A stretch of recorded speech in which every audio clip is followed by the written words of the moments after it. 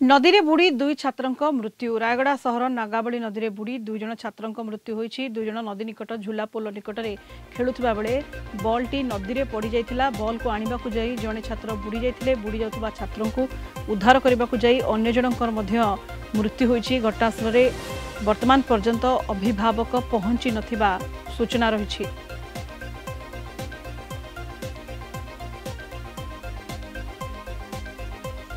अधिक सूचना Amulya Ratna Sahu Rayagada bureau head phone line रे जोड़ी होती। अमूल्य दुखद खबर नदी रे बुड़ी दुई छात्रंक मृत्यु घटी केमिति केउ परिस्थिति रे सेमाने नदी निकट को जाइतिले एवं किभଳି तांकर मृत्यु घटिला नदी रे केमिति बुड़ीले सेनी कोन जणा पडुछि। अमूल्य सुनीता देखंतु एक अभावनीय घटना घटी बहुत बड़ दुखद घटना घटी रायगड़ा सहर एक घरोई शिक्षानुष्ठान दुई जन छात्र श्रीन कुमार यादव और सीएच भार्गव चरण उभय षष्ठ श्रेणी में पाठ पढ़ुले एवं आउ दुई जन बंधु सहित से क्या नकई बुलवाई आसते झोला पोल निकट को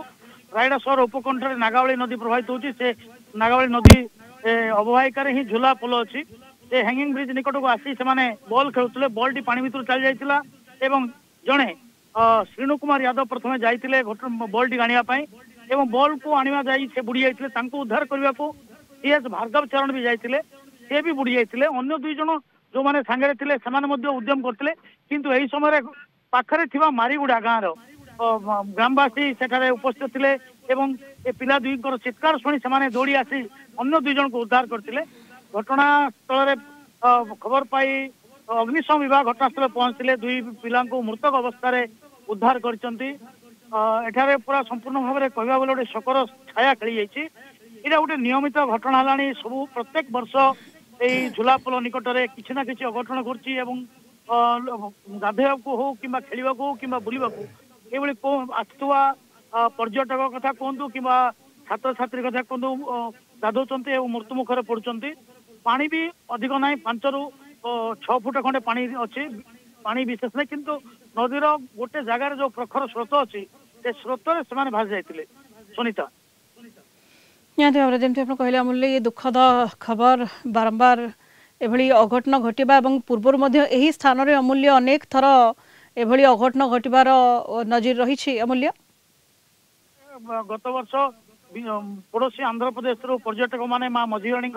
दर्शन आसते निज संतान संतति को से आनी एठारे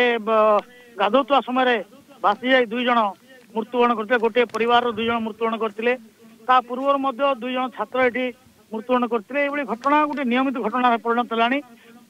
जिला प्रशासन तरफ ये बारण कर झुला पोल को संपूर्ण भाव में बंद कर दिखाई लुहा बाड़ दि जाए बंद कराई किंतु अलग रास्ता दे जो मैंने बारण सत्वे अबाध हो भीतर प्रवेश कर मृत्यु मुखर पड़ुंट ये घटना निश्चित भाव में अन्य समस्त को सूचना दूसरी समस्त जानुंट किंतु ता परवर्ती मुहूर्त में एठाकू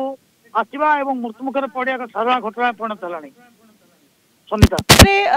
पानी भीतर को जीवा विपद संकुल प्रशासन पक्षर फलक लगा बारण अमूल्य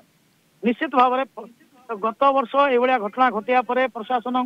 तरफ एठारे फलक लगा झुला पोल निकट में तार बाड़ दि जाती जमी कई तार बाड़ दे आसीपारे बारण तेलुगु आ इंग्राजी ओडिया तीन भाषा फलक लगा जाती किसी अमानिया लोक एठाक नियमित आसुँच बुलापी आसुँच मृत्यु मुखर पड़ुंट बर्तमान घटनास्थल में पुलिस आसी पहुंचले अग्निशम विभाग भी अच्छी से परिवार वर्ग आसी पहुंचती बहुत बड़ दुखद घटना घटी। सुनीता एवं अभिभावकों अजाणतर जमी अमूल्य आप कहले अभिभावकों को न जनाई छोट पिला माने चली आसी छात्र माने एभली अघटन घटला खेलुले नदी पाखरे बॉल पानी रे पड़ जाइथिला बॉल आनिबा को जाई जनक मृत्यु घटी से ही छात्रटी को बचाइवा जाई आउ जनक मृत्यु घटी तेणु ये अभिभावक अजाणतर एभली दुखद घटना घटुची दुर्भाग्यजनक। मूल्य निश्चित भाव से स्कूल छुट्टी घर को जावा बदल में स्कूल पोशाक ही अच्छा एवं जड़े अन्य जन को यही भाव में 4 जन सांग होते से प्रथम झुला पोल निकट को बुली जावा बाहाना आसते प्रथम तल को ओह्ल तल को छोट छोट शिशु जो मैंने बयस भी विशेष नुह 11 ରୁ 12 वर्ष हम से शिशु मैंने ओल्लैले विपद संकुल अवस्था निर्जन भी अच्छी एठारे संध्या समय कहीं रहती भी ना से अवस्था से 4टा बेले आसते आसिक खेलाखेली करते पाखापाखि 5टा ରୁ 5:30 भितर ये घटना घटी निश्चित भाव में परिवार को न जन स्कूल रू बाहरी से सेमती चली आसवा अन्य किसी बयान कर खेलवाड़ मनोभाव हो कहले ये दुखद घटना अति दुखद घटना जहाँ रायगढ़ आसूची नागाबली नदी रे बुड़ी 2 जन छात्रों मृत्यु घटी एवं ये घटना शोकाकुल परिवेश सृष्टि करिछि। बहुत बहुत धन्यवाद। अमूल्य रत्न साहू रायगढ़ ब्यूरो हेड आम सहित जोड़ी होते फोन लाइन रे अधिक सूचना दौले।